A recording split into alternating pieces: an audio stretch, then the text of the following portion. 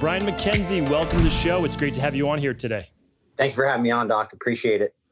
Yeah, absolutely. I always, when I mention your name or your name is mentioned inside of the wellness and fitness-based circles, it's always tough to pin down exactly what you do. I typically know you as the human performance expert. You know, that person likes to take, I would say the practice. You are a true practitioner, but also looks at the research. And that's why I really connect with the work that you're doing, because I read the research every day, but I'm big on how does this implement in the real world? So how would you describe what you do for people? I would say I'm best described as kind of a specialist with human performance. I look at human performance more from the efficiency standpoint than the capacity standpoint. Mm-hmm. That did not say I don't like capacity. Yeah, explain that a little bit for people, what that means, because it makes a whole lot of sense, but I want to make sure people understand that. The world of human performance, or even strength and conditioning, or sport, or however you want to arc it, has been enamored with potential, right? Versus, and that doesn't mean that efficiency doesn't fit there, but everything's looked at it like take, for instance, VO2 max. There's something that has been relatively worn out with very little understanding as to, well, what is VO2 efficiency? Meaning, what if I'm at a 140 heart rate and not as aerobic as I could be?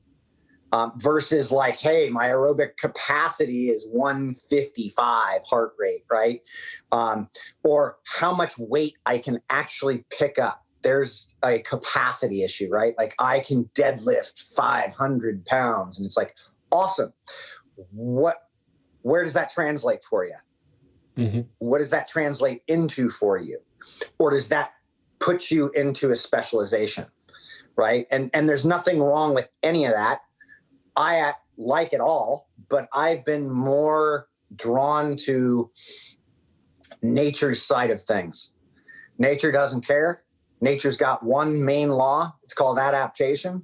Yeah. And it's those of us who can adapt fastest that it plays by. And, you know, there's no equality in anything until the day you're exiting this thing, right? Until that moment you're leaving, meaning dying. And I think that's the trade-off we've made as a species, with comfort, with safety. And I'm not suggesting that we need to go back to being wild animals. But I think we've unlearned a lot of our intuitive perspective or even insight into who we actually are. I feel like our physiology is the most misunderstood thing we have, in that it's communicating to us at all times. And one of the variables that I looked at that really drew me into continuing down this efficiency route was working with professional athletes, world champions, who were dealing with some of the most chronic, basic problems that everybody else in the world was dealing with. Anxiety, depression, just simple things that everybody kind of experiences, especially in today's day and age, being the world's best, right? And what did that mean? How could we help in that aspect? And so that's where I kind of focus in on. So I'm more or less I teach people, including myself, how to respond versus react. Yes. And that is, I think, the crux of my work. Yeah. And so for a lot of people that aren't familiar with your work, and really what I want to draw out today are how to better adapt in terms of stress in life, because we can't eliminate stress from our life. We can certainly reframe it, how we look at it, but no matter what, life is stressful. The food that we put in our body is a stress in the body. The air that we breathe is a stressor. So digestive issues. So we're going to look at it. How do we get our bodies stronger, essentially? And I read it a little bit differently, how you use the word efficiency versus capacity, meaning that I can do a lot of the same things that you might be able to do and another person might be able to do, but how easy is it for me versus you versus that other person, because the nature does like efficiency. Meaning when we used to look for food back in the day, we weren't running around all day. We were walking slowly and aerobically and making sure that we didn't exhaust ourselves looking for that food, because we would just then need more calories. So, again, my favorite Ayurvedic quote goes back to, and I don't know if you've ever heard this before, but it says the key to immortality is infinite flexibility. Is just being able to adapt. Yeah, and flexibility is a favorite word, one of my favorite words, for sure. It's just metabolic flexibility. You're spot on. Like, how efficient are we? And that is all that nature cares about. And that's why we'll cut corners with everything, right? That's why technology is so attractive. Yes. Is because it feels like it's this efficiency thing. Oh, I get to know. And yet it's like, you realize you could feel that. Most of that can be felt. And that's what I want to look at today, because what I do a lot of is lab work. So I'm running, I'm running gut work, toxicity, hormones, cortisol throughout the day, looking at an entire 28-day female hormonal cycle to see where estrogen, progesterone fall, all that. But you can't do that all the time. You have to understand your physiology. You need to be able to wake up and say, where am I today versus yesterday? Why am I here? And so it's also, the why is a big one, because sometimes you look at your heart rate variability, you look at anything, you're like, I have no idea why this is all plummeted today. Today wasn't any different, or yesterday wasn't any different than any other day. And here's where I am today. And there's a little bit of mystery involved, but I think we can figure out more of that if we start to look at it at a much more quantifiable level. And that's why I wanted to have you on. I want to get into breath work for sure, but also go beyond that. Because as I spoke about earlier with you, we've had Dr. Jay Wiles on, we've had Patrick McEwen on, we've had James Nestor on. So we know now, my audience knows now a little bit about breathing techniques. And I know your basis of your work is a lot of the breath work. So let's talk about that first and then start to move beyond that. Certainly. We feel that the foundation of everything is going to be breath, and understanding that, because life itself is based on energy, and every obligate or aerobe on this planet, meaning every species that uses oxygen for energy production through cellular respiration, is required to use their breathing 100% of the time with all energy. Now, 90% of that is basically supposed to be aerobically derived, right? From an anaerobic perspective, you're still needing to offload carbon dioxide because it becomes a byproduct, one of the byproducts of either anaerobic or aerobic cellular respiration. That being said, we have the unique ability of controlling the variable of breath, right? At any point that we want. And there are fundamental differences. And I think, James Nestor and McEwen did a great job of really just talking about and bringing to light the difference between, or the importance of, nasal breathing versus mouth breathing. Mm-hmm. That is the most fundamental thing I can look at in terms of breathing, and where to start with breathing is understanding the difference between the two. There's a reason why my arousal state goes up when I'm talking to you. Mm-hmm. I'm breathing through my mouth. I am sending myself into a higher arousal state through this process. There is a physiological consequence for me breathing out of my mouth, but there's a physiological reason for me to engage as I talk, right? But there's also a physiological reason for when I stop talking, that I breathe through my nose. And there are serious things that are going on with inside not only the neurobiology, but even my physiological processes, my nervous system, et cetera, that require my attention to be on you and listening. Yeah. Can you explain why more of the mouth breathing is activating more of that sympathetic nervous system versus the nasal breathing calming as well for people? Certainly. The biggest reason is the offloading of carbon dioxide. The simplest aspect of this is the biggest difference between nasal and mouth breathing from a physiological perspective, not an immune system one, would be, even though those are interconnected, would be the fact that I can offload a lot more carbon dioxide via my mouth. Mm-hmm. Yet when I inhale through either anatomical process, I'm not necessarily absorbing any more oxygen from either one. So the shift in pH that occurs out of that, the shift in my ability to use oxygen is a result of that, because there is a dissociative curve. When I say that, that means if you were to look at a yin yang, right? We've all seen that. Think of one side of it. So think of the yin as oxygen and the yang as carbon dioxide. You cannot get biological value out of oxygen without the presence of carbon dioxide. So if I diminish my carbon dioxide levels in the blood with no metabolic demand for that, right? Meaning my work capacity has not gone up. My cellular respiration has not really gone up in the fact that there's no work demand. So I don't need to offload excess carbon dioxide as a result of more metabolic activity. I am what is necessary. So the necessity becomes carbon dioxide. And so if I am a mouth breather, or I'm breathing out of my mouth, or I'm talking all day, I've more or less shifted that curve, and I've taken myself further away from aerobically functioning efficiently. Mm-hmm. The system does not care, nor does it have, because this is our nature. Our physiology is our nature. Okay. It does not care whether the work demand or whether I have inadvertently huff and puffed out of my mouth. If I've removed the ability to use oxygen cellularly, my cells say no problem. We'll use the other means of carbohydrate. We'll use the other ways of dealing with this. So we start to see more lactate presence. We start to see more of that shift towards higher concentrations of carbohydrate use for energy.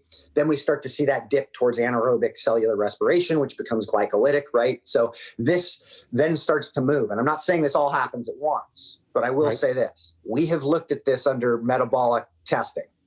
If I go walk my dog for 10 minutes around the block with my mouth open, and then I decide to go walk my dog for 10 minutes with my mouth shut, you're looking at two different energy systems being used. What are you using to measure that? Metabolic cart. Metabolic cart? Yeah. So you're looking at gas exchange machine. Okay. Got it. Oh, you are using that. That's fantastic. Oh yeah. And we're starting to move this more into so everything with us starts ground floor. We've got the technology, most of the technology and when we start to get inklings of new things popping up, I've got enough friends, as you've met, that are in the scientific world that drag me in and say, hey, let's really look at this, or let's look at this. And so we start to look at that, and that's what we've been able to do. Yeah, absolutely. And I think but again, always correct me if I'm wrong here. I use the Leaf device as well, the Leaf Therapeutics, because it's the only one that I really know of yet that can give me true haptic feedback and second-to-second basis based on my heart rate variability. And I bet, for the average person, you'd be able to see the difference mouth open, walking your dog versus mouth closed in terms of age. Yeah. You don't need technology to tell you this at all. You can, the problem, the issue will become when we start to feel it become more difficult because we're breathing out of our nose. And this is where the brain comes in. And this is where our relationship to carbon dioxide. See, this is not just a physiological phenomenon. This is actually a relational one. And every human being, every animal that uses oxygen, like I've stated earlier, is set up with what's called the suffocation alarm system. And that is tied into how you perceive carbon dioxide. And at some point along the line, CO2 levels getting too high, or us becoming too acidic, that's where the pH starts to shift.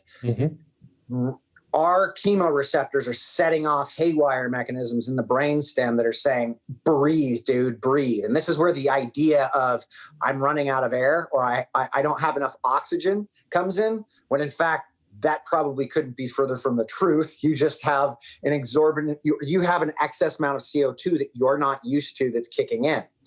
And this varies from person to person, depending on what we've seen on how we manage stress in different situations. So Stephen, you handle stress very differently than I do, but there's a lot of similarities in how we handle stress as well. Mm-hmm. And so certain aspects of that start to pick up, but it becomes a relationship because our chemoreceptors are largely set up in the aortic and the carotid arteries, which tells me from an arterial standpoint, this is an outward bound system.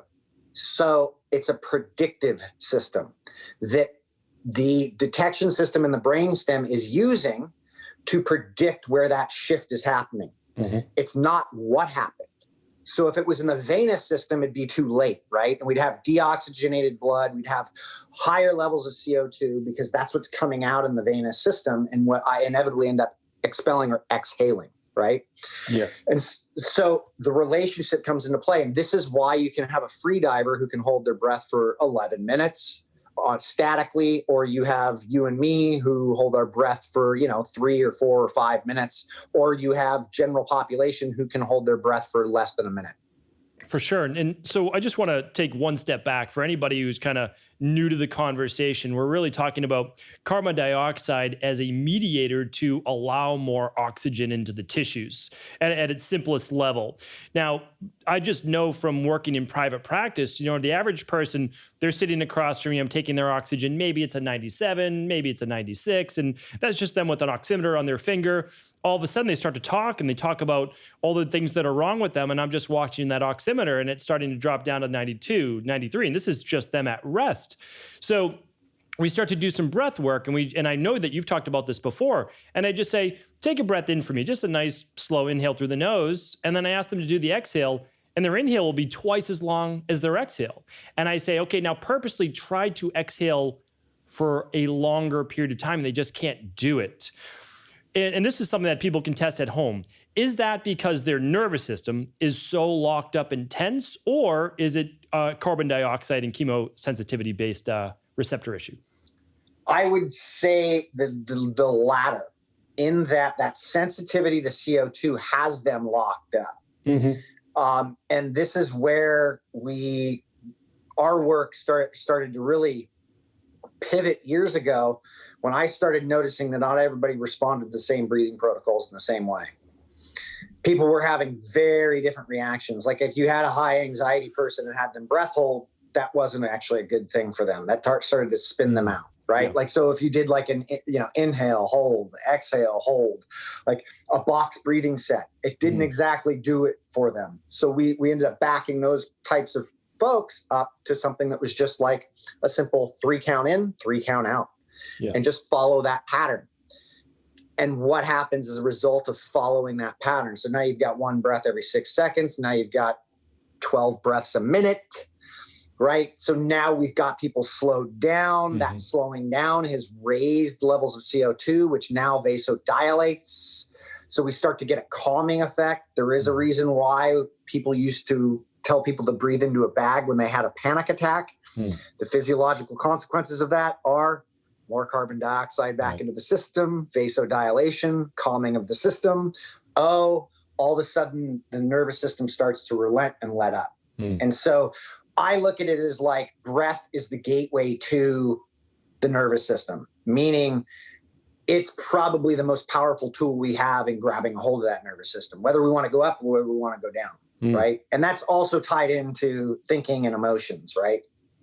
But absolutely. Yeah. So at any rate, yes. So yeah, I mean, we talked about this before. Your physiology absolutely affects your psychology. So if you're dealing with low mood, if you're dealing with, well, even just neurotransmitter wise, if you're dealing with low dopamine, people are always trying to manipulate their neurotransmitters when it's far easier to manipulate your breathing than it is to manipulate neurotransmitters and start putting all sorts of different, amino acids in your body as precursors like L-tyrosine, when you just might need some sunlight in the morning or a light box if you're here like I am in Maine or Boston, as well as some breathing-based techniques. So yeah, irritability, mood, just depression. Talk about just a little bit of the breath work, and it's tied to the breath because, again, people say, well, exercise is one of those things that helps with depression. Oh, there's no doubt about it. I mean, if you're not exercising, you have low mood or depression. But what's exercising forcing you to do? It's also forcing you to breathe and change that. So It is. And see, this is actually a conversation one of my partners and I had yesterday on our start of our little podcast we're doing. But and this goes right back to that capacity thing. We are so enamored with something wrong with inside the system at this point that exercise is like the thing to do, when it's like we're looking at this through this narrow lens still. And what is happening as a result of exercise? What are the variables that are happening? Sure, we do need to move, but the foundation of that is that breathing rate, that respiration rate is changing dramatically as a result of that. Why is that happening? You can actually manipulate that sitting down and change that entire process just sitting down. There's a reason why monks sit and breathe for extended periods of time and pay attention to their thoughts and call it meditation, right? Like they find enlightenment in this way because they're actually controlling their physiology, which is then moving into the psychology. And we have a brief saying that is psychology just misunderstood physiology? And in a lot of cases, in my experience, that is simply the only problem, is that we're just misunderstanding what the physiological signs are. In fact, research has shown us that with people who deal with panic attacks, the signs for those panic attacks are showing up an hour or more before the person has the actual panic attack. Yet when they're having the panic attack, there is no clinical sign that anything is wrong with this person. And so the signaling becomes since the nervous system's tied to this, since our physiology is tied to this, our breathing is one of those things that we get a response from. And so when my breathing changes, that becomes the catalyst in understanding first principles and fundamentals. So foundation. So, and look, I spent years not even paying attention to this. I mean, I was the guy that went to yoga, 20 years ago and was doing it because I wanted to remain flexible for triathlon, right? Granted, there's a fundamental breath practice layered in there, and it's been there for roughly 5,000 years. And I didn't transfer that over into daily life or even performance, right? And nobody was doing that at the time. And then it became this like, wow, like I just got hit in the head with something, and it was a great idea and thing to think about. So, well, it's almost like comparative to, you see people every January at the gym and they look no different than they did the year before. And that's fine if that's their goal, like no big deal, but nothing's improved. Like aerobic capacity hasn't improved, or their distance or whatever it might be. And they're still on that treadmill. Well, it's the same thing with yoga. Like a lot of people don't get more flexible in yoga because they're missing the breath aspect to it. Meaning you could be a monk and meditate all day, and you'll most likely be able to do like a full split, because there's a change at a tissue level of pH as well, and just overall blood flow and oxygenation at the tissues that helps with that. And so that's the missing element. And I just think that there's a lot of work that's going to be happening over the next 5 years in terms of psychology and physiology and performance. That all comes back to the breath work. I think that there needs to be like better styles of implementation and who this is best for and how to work, and better haptic feedback devices. But I think it's getting there, because just like you said, I mean, I still believe, like, for sure, if you have low levels of magnesium, you're going to be more sympathetic nervous system dominant. If you like all the trauma, all these different things, but you could short circuit in a second a panic attack or an asthma attack or many of these different things, going back to your breath and just opening up the thoracic cavity and calming the central nervous system. So we already know that can happen. So it most likely is a physiological based event affecting your psychology to a far greater degree. Yes. I mean, we're on the same page, and thanks to work by, your work, it's starting to accelerate. Well, and I think that the work by, in Andrew Huberman, which he's becoming much more popular with eye movement-based techniques, which I'm looking into a little bit more myself. Okay, like how could I implement that into practice with people? And that might be complicated, but he's also looking into maybe during your talk therapy-based sessions, you're on a walk with that person instead. And you're doing the exact same. And when I heard that, I'm like, oh, that's brilliant. I'm like, that could be one of like the foundational things that people are doing. And then what if you had mouth tape on?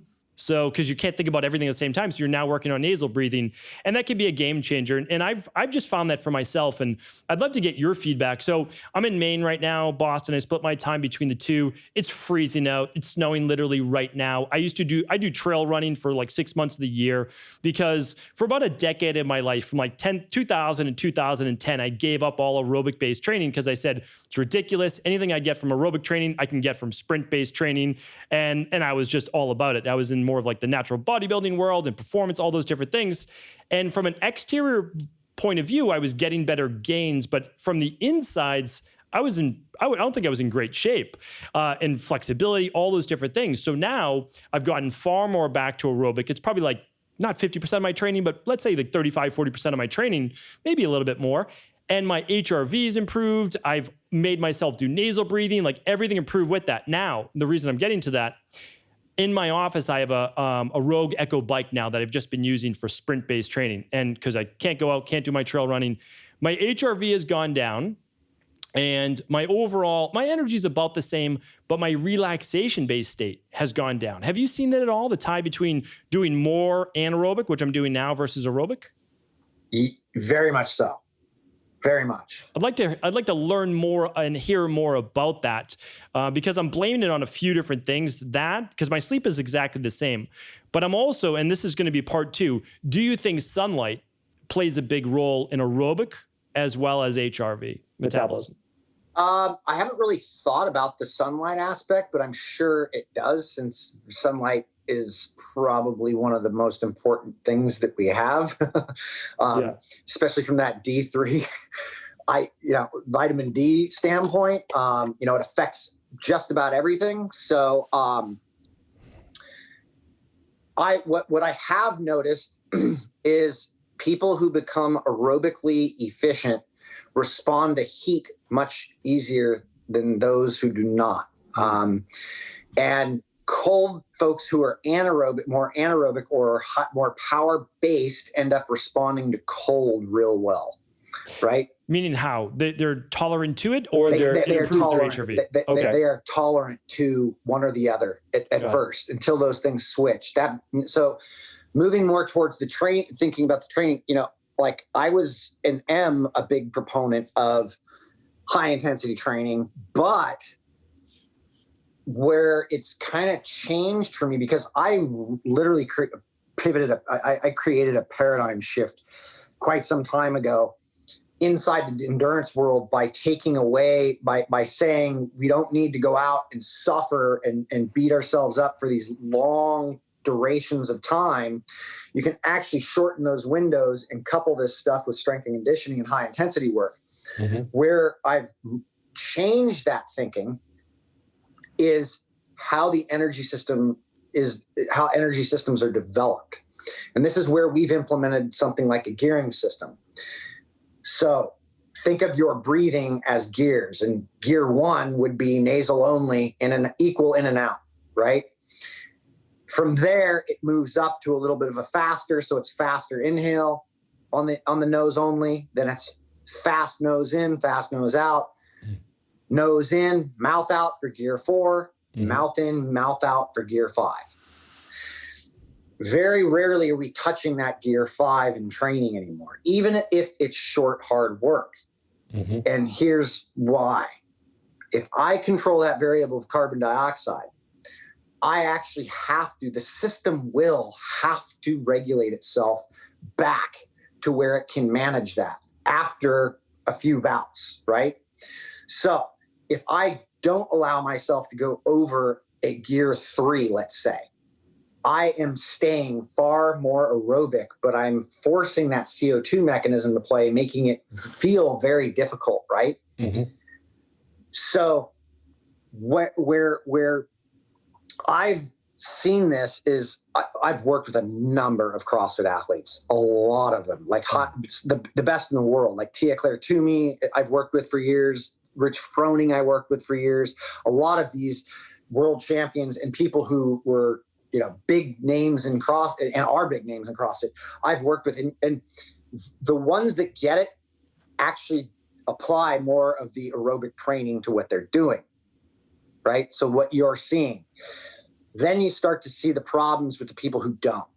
And this is why we started implementing the gearing, because if you actually put gearing on people, no matter what the work is, they will be forced to be in a specific energy place. So you could go do sprint intervals, but if I'm regulating your breathing to that, you're going to regulate back down after you've hit some anaerobic activity. You're going to come back because you can't open that mouth, not supposed to open that mouth, right? And then it's like, well, no, I had to. Okay, so the next one, don't go that hard. Right.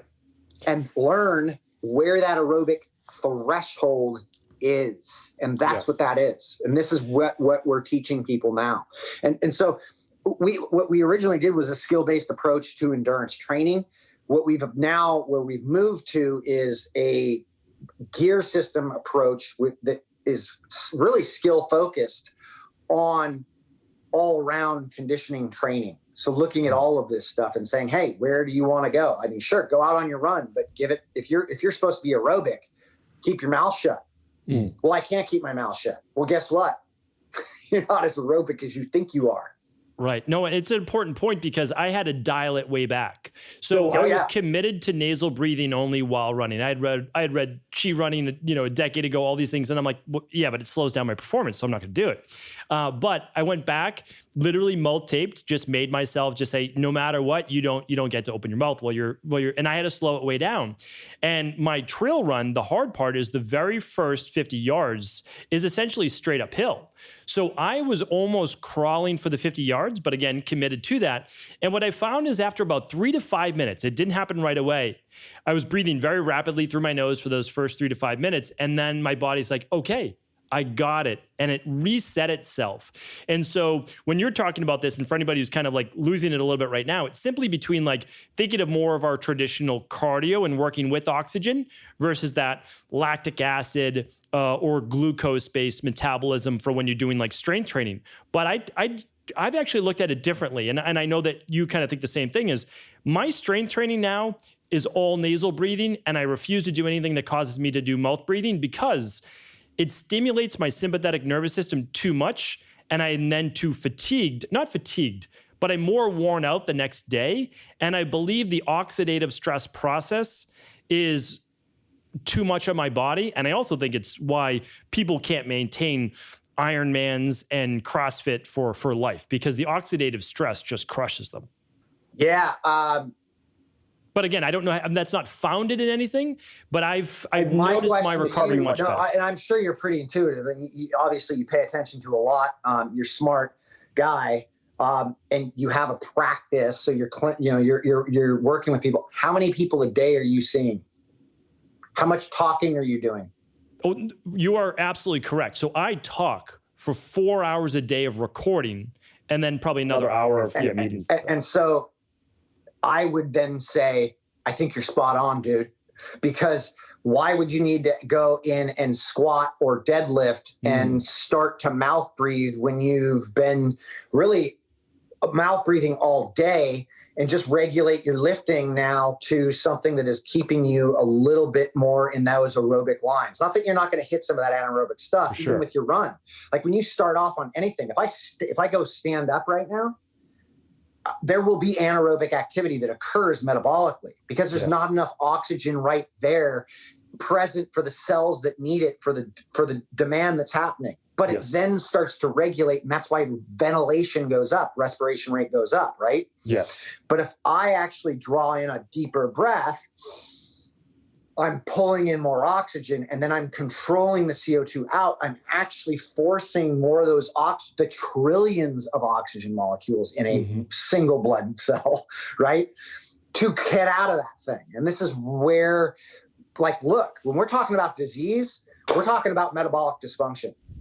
Yeah, pretty much at this point. The consensus is coming down to every major disease being some form of metabolic dysfunction. And although we should be going after nutrition, and that is a big problem in this, no doubt. Let's not silo that thing. Let's not silo the exercising, and let's not silo the breathing. But I'll tell you what, Your ventilation is telling you everything that's going on underneath that hood. And the sooner that you can grab a hold and understand that, and you have just displayed that in what you told me about yourself. Mm-hmm. And so this is where my work comes in with people when I work one-on-one with them, is I start to get them to understand how breathing affects them through their daily lives, when, like, how to respond versus react. Because that's exactly what's happening when people exercise. They think it's this thing where I need to react versus respond. What am I trying to get out of this? And how, like, we are so unique. We're so special that we are the only species that self-directs stress in order to create adaptations. Every other species is just playing a game of survival, right? That's right. And although you got like killer whales, orcas that have learned and taught themselves how to do specific exercises in killing animals, like beaching themselves, they did that out of survival, right? We go and pick up weights and go for a run knowing that if I do this enough, it's going to create a better me, right? And so this is what I mean in self-directed adaptability. And at the foundation of this is breathing. Yes. At the foundation of everything we do is breathing, because if we don't move energy, we die. And so when there's metabolic dysfunction, I don't have the answers to how that sets off, whether it be cancer, whether it be, ALS, whether it be whatever it becomes. These dysfunctions start to happen. And this could be just an emotional thing. And this is what we're starting to see as well, as people who don't know how to regulate emotionally, and that internal working of suppression or aggression or whatever that's become, that has an effect on us internally, right? Yes. That comes out of our breath. That comes out of us metabolically. That comes out of how we move energy. There is a weight to emotion. And all of this is interconnected. And so when we deal with breathing, we get people to understand, just as you've described to me, Doc, hey, I feel like I'm a bit more stressed out the next day if I mouth breathe when I weightlift. Well, let me ask you a question. Do you talk a lot? And you're like, an astronomical amount. I said, you're probably on the right path. Yes. No, and I just want to say, like, I don't, and for a second, I don't actually not believe that I'm in the anaerobic based zone, we'll call it. No. 100% when I'm doing my sprints, I still am, but I'm nasal breathing just to be able to control my central nervous system or autonomic nervous system to a greater degree. That's it. And for me, as someone who's definitely sympathetic nervous system dominant during the day with the work that I do, I'm using a PEMF mat. I'm using, different things to say, okay, if I'm like the yin yang symbol, if I'm pushing this hard in this direction, I need to then pull back in the other. And I think that's important for people, is to look at, like, what do your scales look like? How balanced are you? And going back to, I think we have a good idea too about how, these diseases are created. So more of my work is in the autonomic nervous system. And so I look at it as the neuroendoimmune system. So if our nervous system, the peripheral nervous system and everything, so like the peripheral nervous system is just my feedback loop. And then inside my body, I can have my thoughts, my digestion, whatever's going on. Okay, now we are what? We're upregulating norepinephrine or cortisol. And what are we downregulating? Well, we're downregulating then progesterone. We're downregulating maybe testosterone, DHEA in the long term, progesterone. Okay, well, what's happening now? Well, inflammation is increasing over the long term. In the short term, it's not. And inflammation is implicated in what? Well, 90%. I don't know what disease it's not, but the quote is 90% of all disease. So I would say, well, if breathing can then shift your nervous system back to the parasympathetic nervous system, would that then be probably a good idea? And I would say, yeah, it'd probably be a good idea. But the issue is, more than likely, other things need to follow. Because if you've been a decade, 2 decades, crushing your body, more sympathetic nervous system dominant, you're deficient in all sorts of minerals and electrolytes. And that's kind of where I'd like to shift next. Because unless you want to add to that, because I do want to... sir. I totally, we're on the same page. So, well, I'd like to know... And make no point, make no mistake. I'm not one to say we shouldn't be using traditional medicine just because, Sure. Ever. Even though I'm somebody who's, I started a foundation for looking at non-pharmacological ways of managing stress and disease. That doesn't mean I'm anti-Western medicine.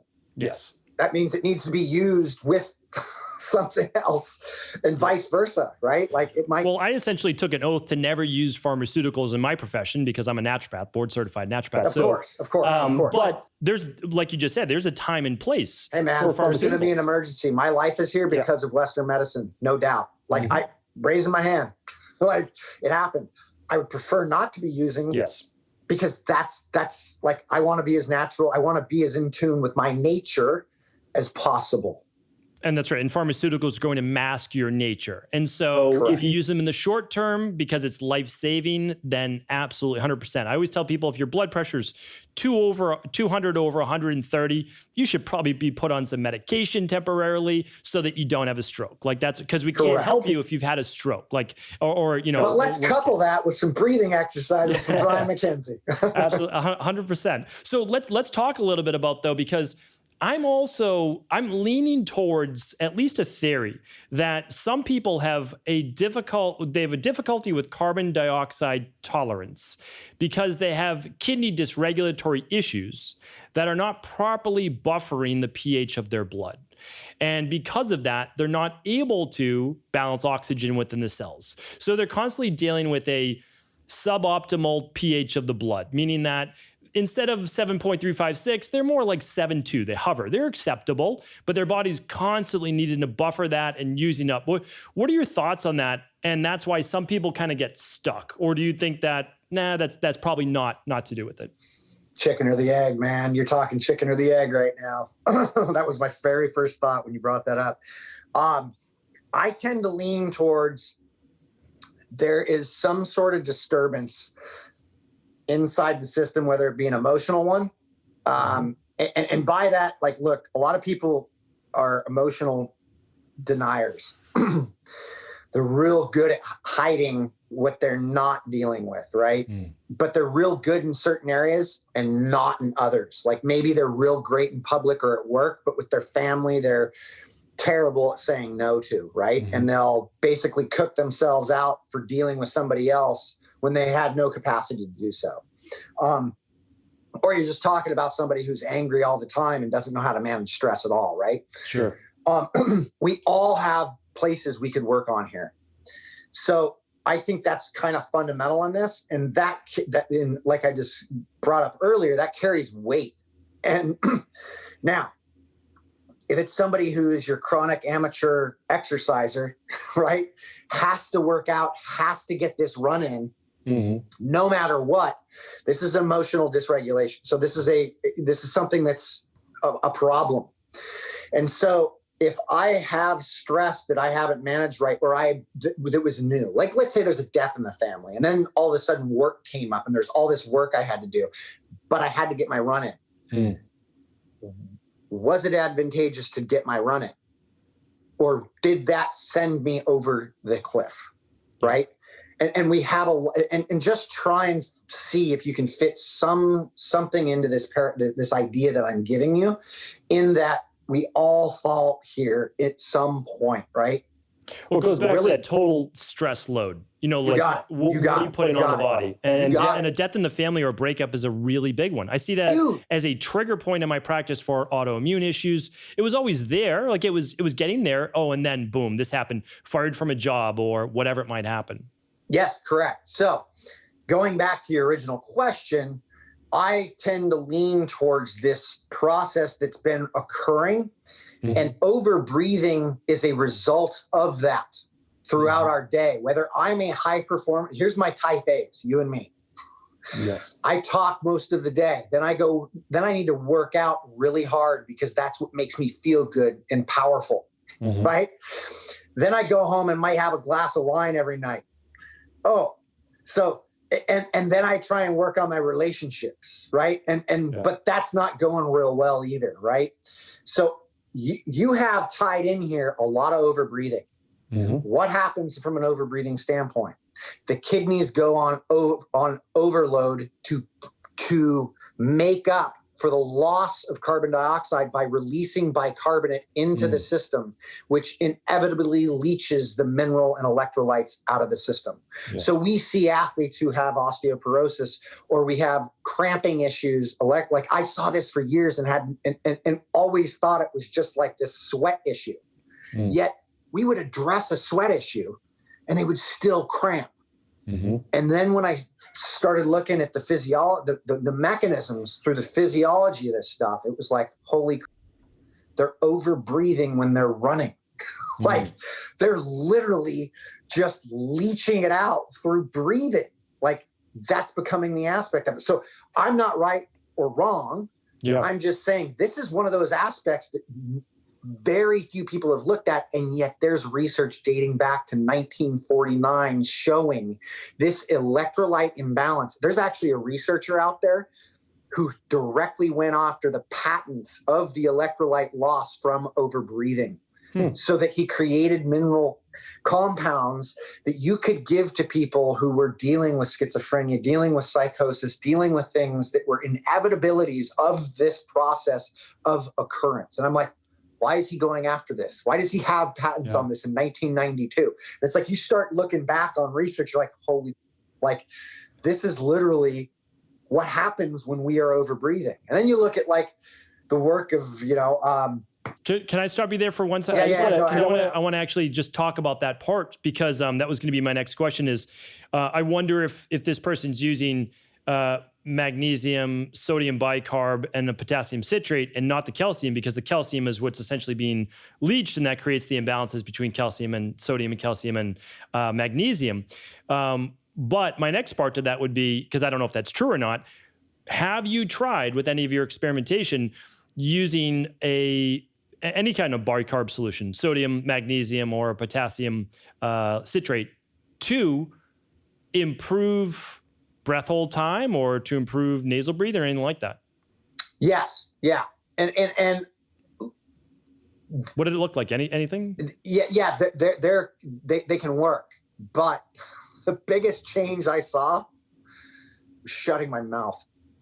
Yes. So that's the biggest one. I was a mild cramper at certain time frames after being out, like on my bike or running for periods of time. Like on occasion, I go do like 6-hour epic rides, things like that, like big, long stuff. And I haven't done it for a while. And in the past, I start to cramp up at specific points. And granted, there are a few mechanisms at play there, meaning tissue not developed that far out for aerobic, function. So we've exhausted a lot of the anaerobic tissue, right? But since implementing all of this stuff in the last 4 years, it has been a rarity that I have ever cramped. It has been a fundamental change in the athletes that have been crampers in the past, that now they don't cramp when they're dealing with these things. So I would, your world is more playing with these bicarbonates and they have their place, right? Like if you were to drink a sodium bicarbonate, quarter teaspoon once a day in some water, you might be changing the alkaline, the alkalinity of the system to a small degree, right?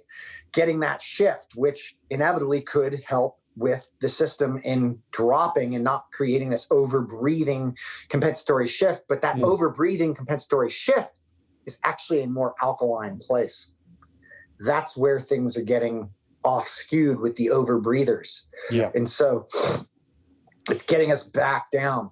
That part is fairly confusing, because when you start to over-breathe and breathe more, you actually create a more alkaline solution in the blood. And, that's challenging, because most people would say, well, that's a good thing. Well, but again, not necessarily, right? Because then you're not able to drive the oxygen where it's needed the most.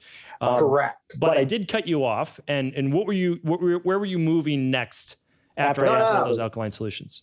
No, I felt that just changing my breathing and creating some breathing habits throughout the day have been the biggest game changer of all. And I think that holds more of a solution towards things than the supplementation of things. Even though I would say getting on some form of electrolyte solution, by and large, for the vast majority of the population, is probably a good thing. Yeah, I think that people are imbalanced for sure. There's no doubt about it. What are some of the techniques? So, well, for one, we'll talk about a few of the techniques that you can do just during the day to improve your overall CO2 tolerance. But also, how do we get it to stick so that we start to see those results? Because people will be doing those things and they'll message me and they'll just say, well, I've been doing it and my HRV isn't improving, my biofeedback isn't improving, my whatever isn't improving. So let's talk about timelines, and then also like what makes the biggest difference, because people want the 80-20 rule, right? They want to say, okay, this 20% over here, well, that's going to drive 80% of my results. I'm perfectly fine with 80% out of the 100. So what does that look like? So I typically will start people off by bookending their day with some breathing protocols. And we start, we have what's called a breath test or a CO2 tolerance test on our website. It's free to everybody. So if you go to shiftadapt.com and you click on breath work, you scroll down to breath calculator. You take the breath test. You do this max exhale test. It's just something we ripped off from the freediving world, who's been using it for years to set CO2 tables and breath work. You go through this test. You stick your number into the algorithm, and it'll pump out 3 different apnea protocols and 3 different cadence protocols. And by that, I mean, these are just sequences of breathing, right? You want to find out which protocol works for you that kind of makes you feel calm but alert. And this is a lot of the work I did with Dr. Huberman, was really understanding arousal states. And there's really only 2 that we want to be in. We want to be alert and calm, which is like you and I right now, right? And we want to be calm and feel like we can go to sleep, right? Because it's either asleep or dead after that. And then it's anxious, which is beyond the alert and calm, right? Like just too alert is like, So we want something that's going to kind of make us feel alert and calm in the morning. And you really want to start with kind of like a minimum of at least 5 minutes, if not more than that, just running through a simple protocol. And let's just say it's a box breathing set that makes you feel alert and calm. So you're following whatever your breath test was, it'll set you up for your own physiological reaction to CO2, right? So that exhale test is telling us how well you manage CO2 so that we can actually give you a breathing protocol that'll fit inside the schema of you, right? So a 4-4-4-4 might work for me, but may not work for you as well, right? And so let's just say I'm on a 4-4-4-4. I would do that for 5 to 10, if not longer, minutes in the morning. So I dedicate about a time to just starting my day with that. At the end of the day, we want something that's going to downshift us and make us feel really calm. So we'd go through those protocols, play around with them, and figure out which one makes us feel the most calm. And some of them are going to make you feel like anxious, like it's too much, or some of them aren't going to feel like they do anything. But you really want to tie those in and play with those. So we give you the options to play with those. We're actually developing an app right now that's going to do all of this for you. That's great. Yeah. But, it'll have biofeedback in it. You'll be able to kind of see that's great. Yeah. So we're getting there. But this is all out there for you to just go and play with. And then you can do this in the morning and in the evening. So a minimum of 5 to 10 minutes in the morning, minimum of 5 to 10 minutes in the evening. Get yourself to downshift. And then for the next 4 weeks, nasal only breathing in everything you do, other than talking and eating. Would you say that this could count as a form of meditation? 100%. Okay. Breathing, breath control is a form of meditation. It's a reason why it's at the foundation of every single, like you don't go to a, what's it called? Forgive me for forgetting. My mind draws a blank, but there's a great 10-day retreat that people do for a specific type of meditation practice. And it's just sitting. But the first three days of it is literally just paying attention to your breathing. Then you can stop paying attention to your breathing. It really, like most meditation practices have breathing at the foundation of them. Well, it's the best way to look at it, because when you're focused on your breath, you're not focused on all the thoughts in your head. So instead of just saying, don't think about anything, it's better just to focus on one thing, which is your breath. And so that's what I've always found. And so, because people are always told to meditate 10 minutes twice a day, 20 minutes twice a day, whatever it might be, 10 minutes twice a day. I mean, that's a game changer. Even 5 minutes. Like if you're not doing anything now and you do 5 minutes twice a day, just to center yourself, I think it can be, absolutely fantastic. So it's a great tip right there as well. Tell me, people always talking about different forms of breathing. Like Patrick is saying, listen, you should only be doing Buteyko-based breathing, which he didn't make up. It's just, you should be just doing low and slow. But, I did some of my internships over in India and Sri Lanka, and I did many different forms of yoga, and we did all different types of breathing. So I'm like, well, I've bet against Ayurveda a few times many years ago, and I've always been wrong because they only have 6,000 years of, practice, and at least, so I'm pretty sure they know. I just don't know. Like I just haven't figured it out yet. So I'm assuming that different forms of breathing are also good at different times. Would you agree? I think pranayama nailed it. So you think I don't think I think that there are so many books on pranayama and yoga out there, and Ayurvedic work, and what I literally like light on pranayama. If you go into that book, you will see almost all aspects of different breathing rhythms in there. And that in and of itself told us we were on the right path. Because we didn't go study that at first, right? We came to that after seeing what we saw and paying attention. And I don't think Buteyko was wrong. I think Buteyko developed a method. Wim Hof has developed a method. Yes. These are potent, powerful things. They are not cure-alls. And Patrick popularized the Buteyko method because the Buteyko method was almost an impossible thing to understand outside of Patrick McEwen's fundamental understanding of it and being able to communicate that. He comes from a camp called Buteyko. He is going to lean towards slow and low all day long. But the fact is once you get a hold of your breathing, that's really where your breathing goes when you're just sitting here listening to me right now, right? Yes. But 100%. To say that I'm not supposed to take a full inhale means you've never been in a fight. And that's not realistic. And I don't mean just a physical fight. What if you've never been in an emotional fight with your spouse or like somebody in your family? Like, come on, like what's realistic and what isn't? And if we weren't designed to take a full inhale or exhale fully, why can we? Why do we? And why is this bag of elasticity that sits underneath my rib cage able to stretch across a tennis court?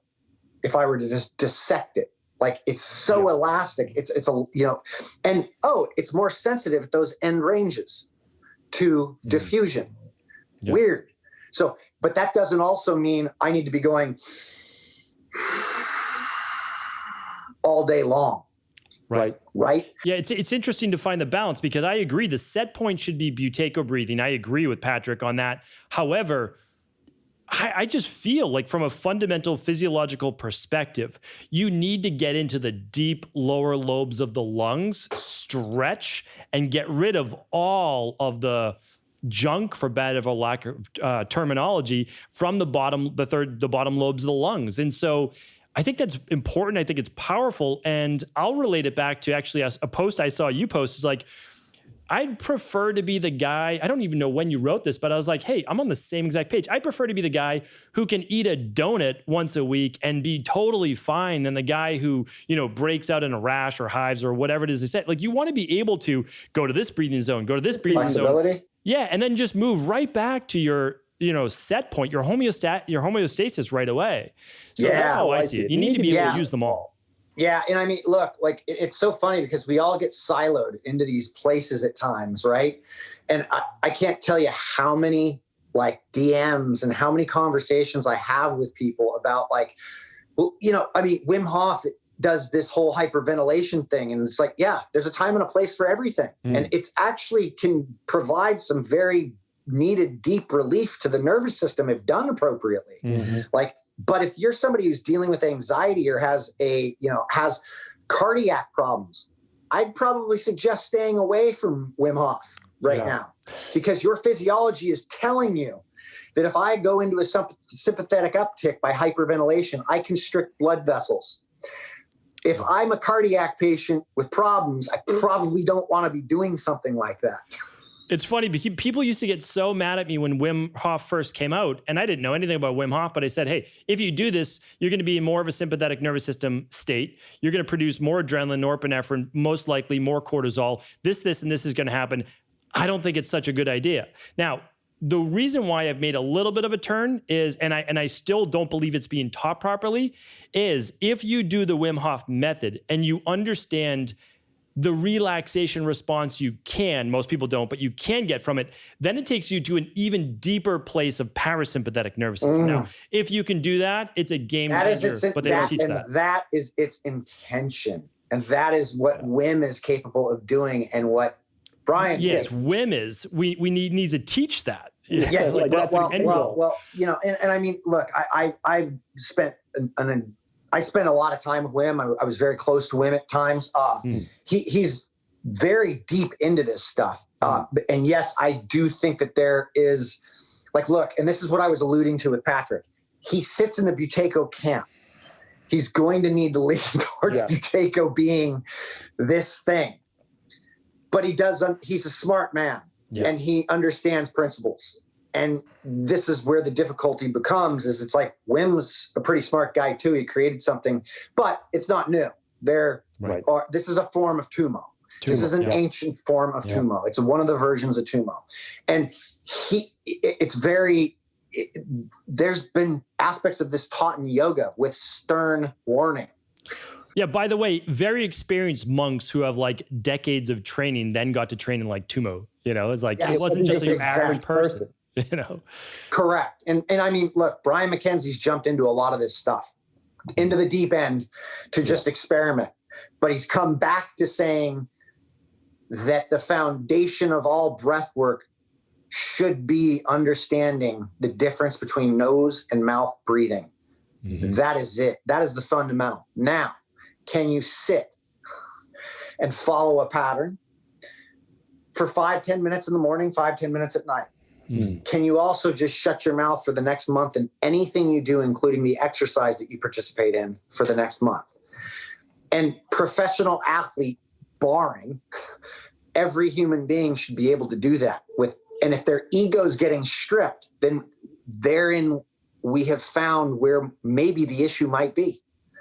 From an emotional standpoint, there is an attachment to something that we have an opportunity to learn from.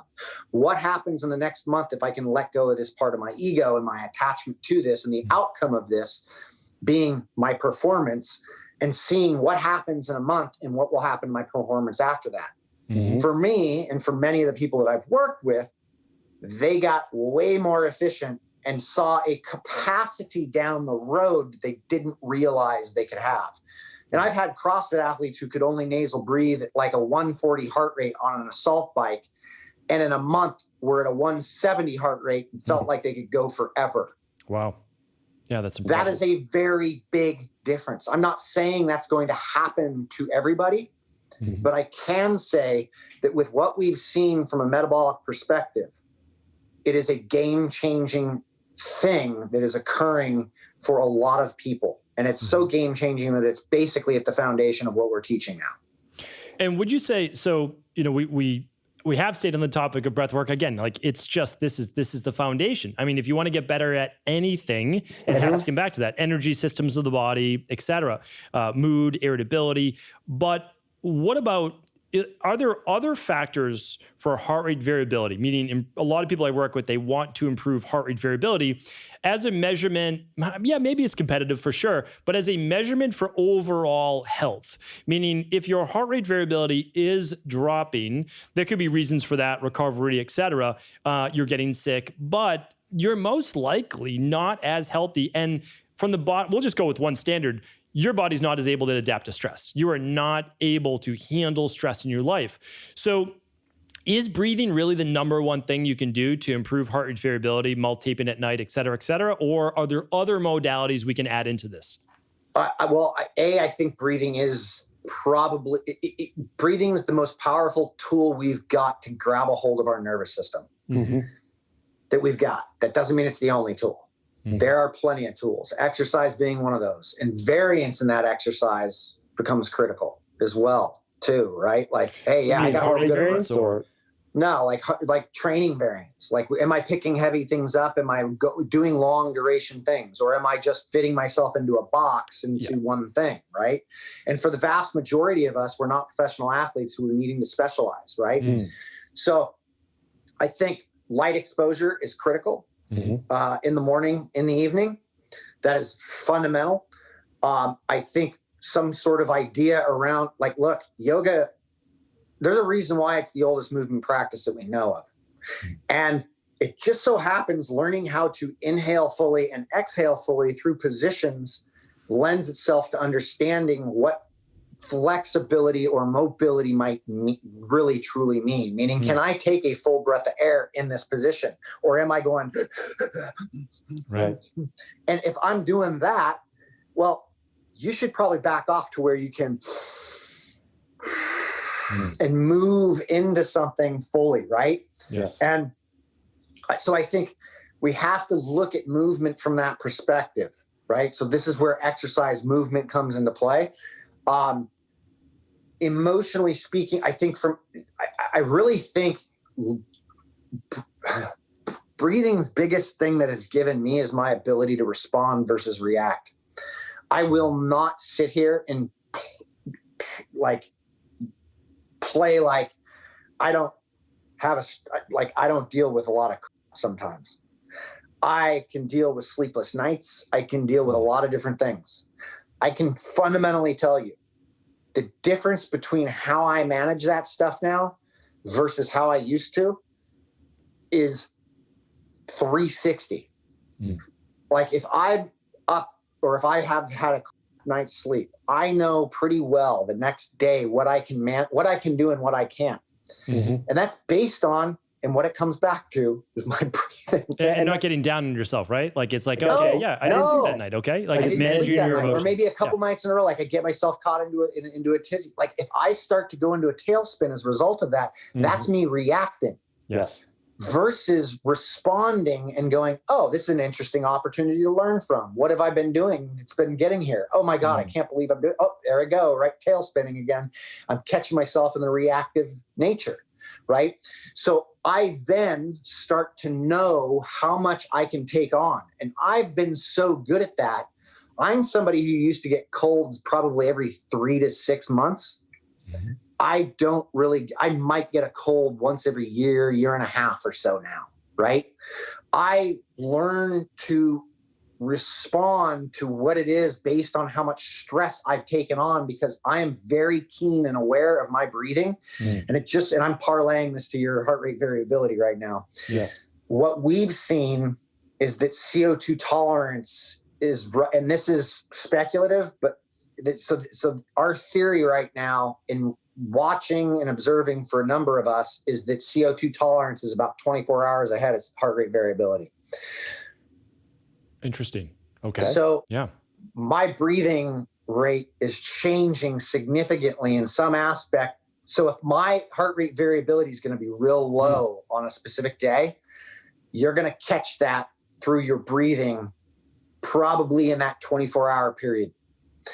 And what would be what's so easy about what we've talked about is if you go in and do that CO2 tolerance test and you get some breathing rhythms that work for you for 5 or 10 minutes, well, let's just say you showed up that morning to go do your breathing rhythm and you couldn't do it because it was too difficult. Guess what? CO2 tolerance is off. Yes. So there's a shift in something that's happening. Or if I've noticed I went out on my run or I went to go work out and I started needing to breathe heavier sooner, or I felt like I needed to mouth breathe, doing something I could normally nasal breathe. guess what? CO2 tolerance is off. This is that suffocation alarm system that we all have that can be wired up into how we panic or how we set up our emotional system as well. And so when we start to dovetail or start to fall off of a cliff from an emotional standpoint, you're now suppressing your ability to tolerate carbon dioxide. It's not that it's diminishing. It's our stress levels have gone up, right? So it's suppressed our ability to handle normal loads. Mm-hmm. And so this is where something like exercise can feel better. Going on a walk can feel better, and just shutting your mouth. It's because you're now forcing yourself to get more aerobically inclined, right? Getting out of your head, going for a walk, shutting your mouth, or just going in and doing a breath practice and regulating oneself. And this is actually where something like a Wim Hof technique or a upregulation technique can have a profound impact, because what does that do? It alters the pH instantaneously, because we're inducing, we are consciously inducing a hyperventilation technique in order to create a result. Yes. I'm not just going in to do holotropic breathing per se, where I'm going to be for an hour, but I go in and do 20 or 30 breaths, like, or breath of fire type thing, until I've shifted that pH. And all of a sudden I go in and I can calm myself in getting that parasympathetic whack-a-mole through that process. It may not be for everybody, because it may set off triggers for those of us that are more anxious. And this is what we need to pay attention to. But for those of us that aren't, it may do us wonders in going in and for 20, 30 breaths, and then sitting in it and allowing that system to drop out and reset itself, and then going, oh, wow. And then maybe going into some slow controlled breathing or a walk and resetting that system, and then going, hey, I can go for a run tomorrow. Yeah, I know, that's amazing. I mean, that's great advice. And that's when I actually, because I'm not adverse to Tumo or Wim Hof breathing, but it's like, okay, that's when to use it. And when I'm doing it, I actually, on my exhale, I'm consciously thinking about releasing the tension from my body. So it's in, out, in, and then just get rid of that. And then a lot of people don't follow it with that breath hold and then that little recovery breath afterwards. And I think that those are game changers as well. That's really important from a physiological aspect. And you and I have talked a lot about the physiology on it, but it's like, look, there's a reason why that breath hold's happening, a very good one. That breath hold is happening on an exhale, because I have hyperventilated. I've blown off all that carbon dioxide. That in turn has stacked that red blood cell with oxygen. That red blood cell, that oxygen is not bioavailable though. That's why your pulse ox is at a 100 or 99. That means it's not being used, right?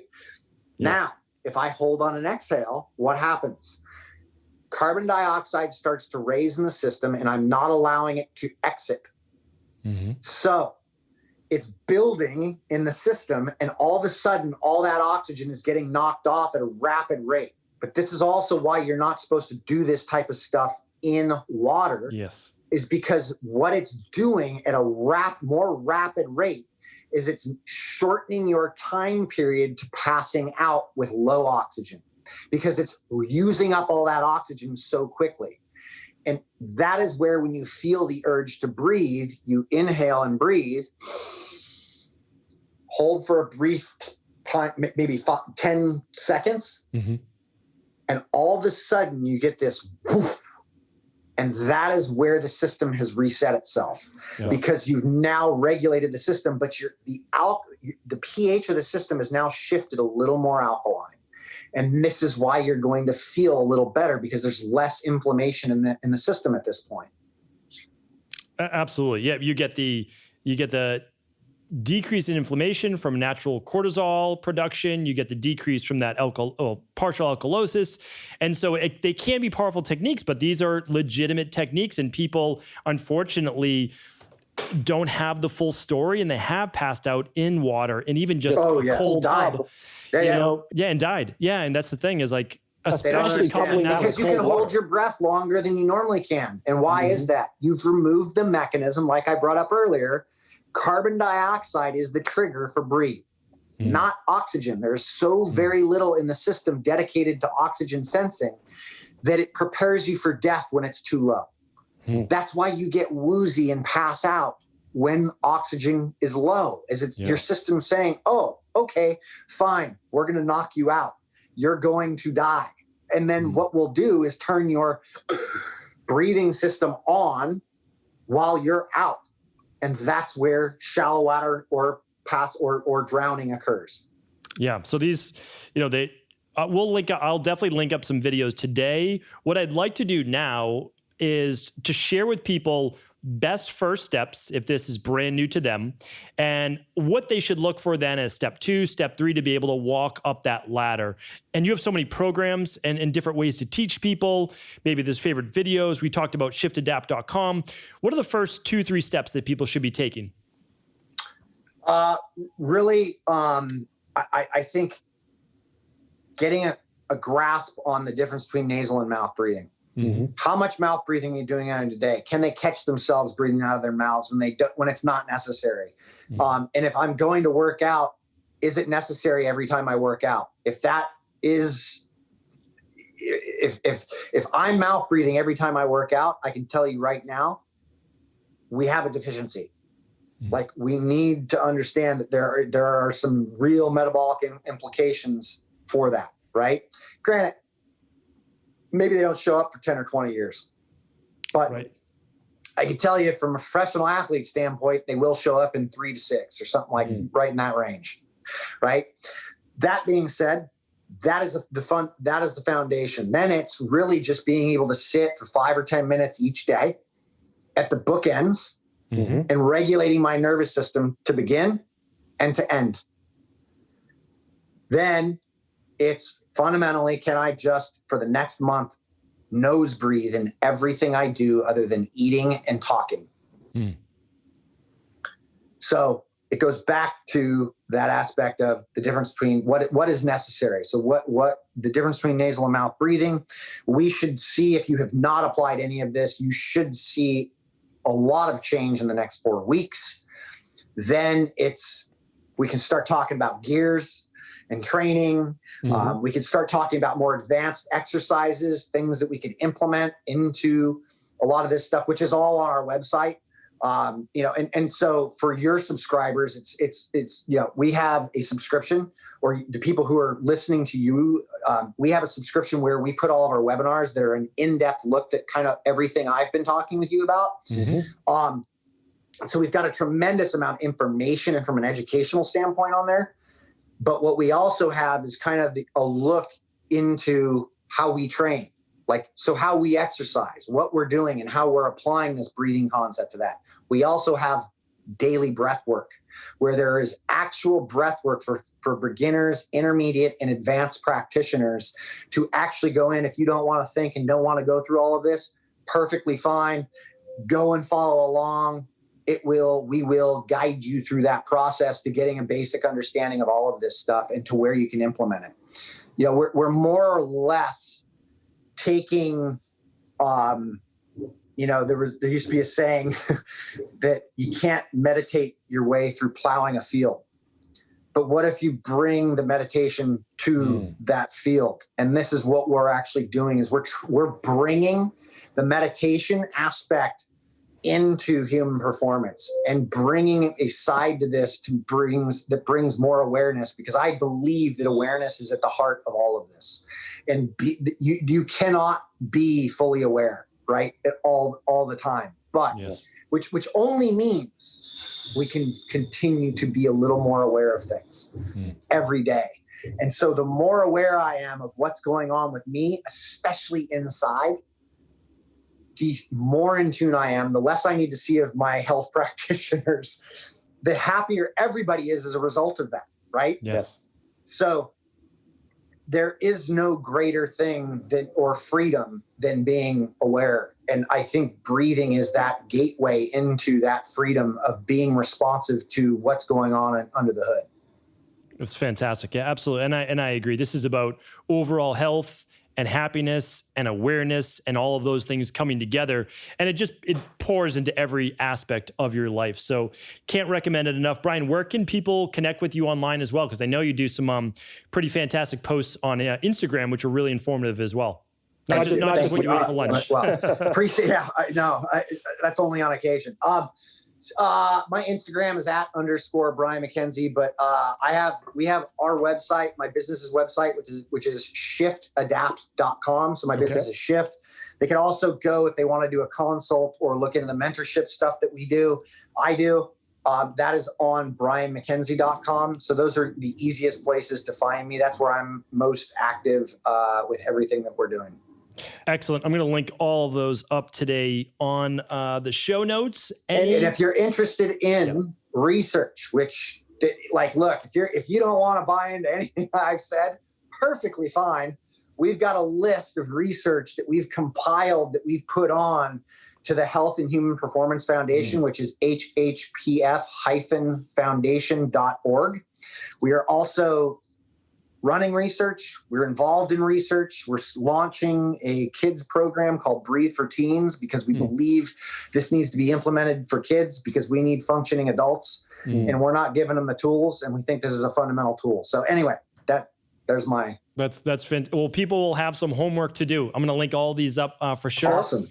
Any parting words? I know we've covered so much today. I mean, the interview really has been fantastic. This is, I had what I wanted to cover with you, and then we went over today what was what I felt would be the most benefit. And I really, truly hope people did get a lot out of this, which I have no doubt. This is probably a 2-3 time listen for many people to go back, be like, okay, where did I start now? Okay, I'm looking at this through a different lens.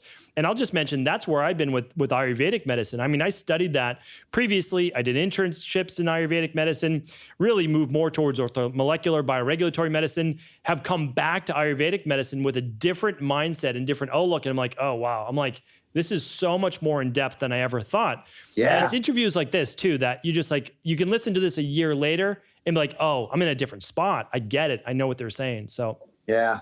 Do you know Peter Crone? Don't believe that I do.